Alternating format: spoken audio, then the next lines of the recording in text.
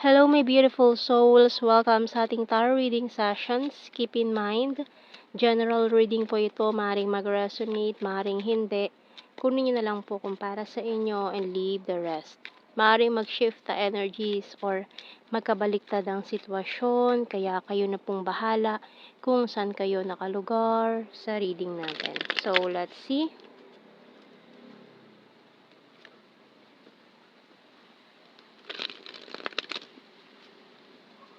So, may mga atat na makipag-usap. Mukhang may mga naghihintay ng matapos ang Mercury retrograde para mag-reach out.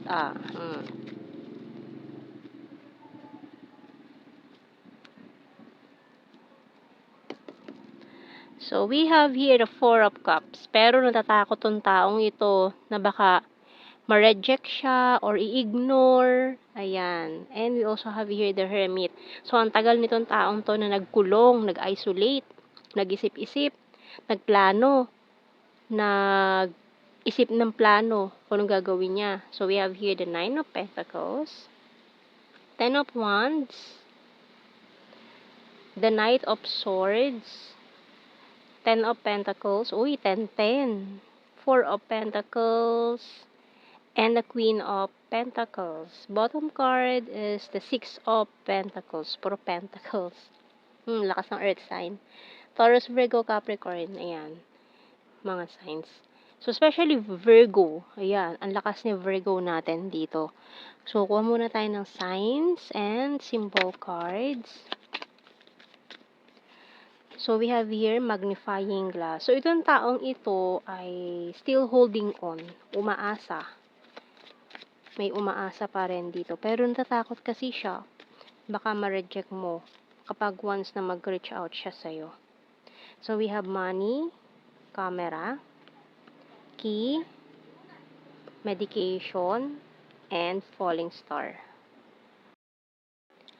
And mukha kasing may gusto ring aminin tong taong to, pero yun na nga, natatakot siya sa maaaring maging outcome, baka i-reject mo siya. Kaya parang medyo matagal na rin tong gusto niyang maging pag-amin, confessions. And parang sinasabi niya kahit matagal na, sana hindi pa huli yung lahat para dito sa gagawin niyang to na pag-amin sa'yo. So, yung bottom card natin dito is snake card. Nako. So, maaari may sumabotahe nitong mga plano niya, kaya parang hindi natuloy. So, tingnan natin. Ayun na nga. I will fight for you.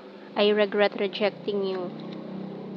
Being defensive, keeping tabs on you. So, maaaring may umamin na, pero mukhang na-reject, pero gusto ulit i-try again this time. Money is important. Can we start again? So, gusto ulit mag-start na umamin or sabihin or baka pwede na ngayon. Kasi dati mukhang hindi pwede. Maraming conflicts, or may isa sa inyo in a relationship that time. I'm addicted to you and can we talk? So, gusto talaga makipag-usap nitong taong ito. Obsessed ang energy. So, we have here, you're the fairest of them all.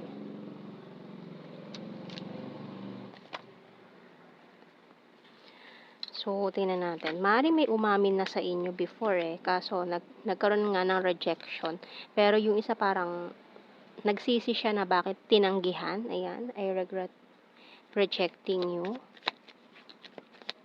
So, it's about second chance. Hindi naging kayo nitong taong to, pero may aminan na nangyari. Pero parang gustong ulitin.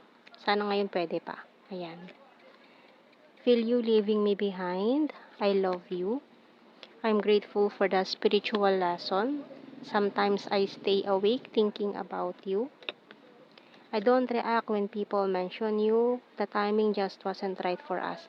Kasi nga nung mga panahon yun, hindi pa right time. Kaya naburilaso yung mga plano. Ayan. So, I replay our conversations over and over. I love you unconditionally. And I know that I crossed the line with you. So, may mga panghihinayang, may mga maling desisyon na gustong ayusin. So, mali yung timing nyo Parang ganun na nangyari. Mali yung timing, kaya parang hindi nag-work out. Pero this time, it's about second chance, pwede pang ayusin ng mga bagay-bagay. So, tingnan natin. Anong message ng Archangel? Passion by Archangel Haniel. Trust and follow your renewed passion in your love life and career. So, renewed. So, yan na nga, may mga refresh, may mara-refresh. Ayan, renewal. Ayan, so, pwede pang for a second chance. Ayan. So, tingnan natin, kuha tayo ng initial. May mga na-renewed na feelings. Ayan. Akala nyo wala na, pero ayan, parang bumabalik. Parang muling ibalik ang tamis ng pag-ibig. O, di ba? So, letter B. E, I, O, R, M, F, C, P, A. Oy, CPA. X, bottom card. So, it's about second chances na naman. So, tingnan natin sa blue card. We have here courage. So, naghihintay or nag-iipon ng lakas ng loob.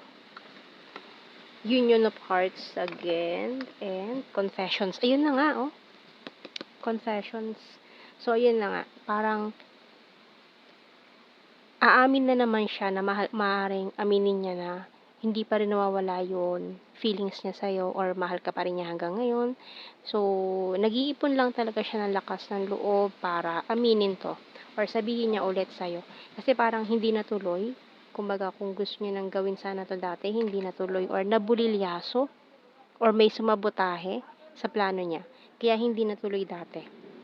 Okay, so ngayon mukhang ready na siya i-spill or sabihin sa'yo lahat ng gusto niyang sabihin na hindi niya nasabi noon.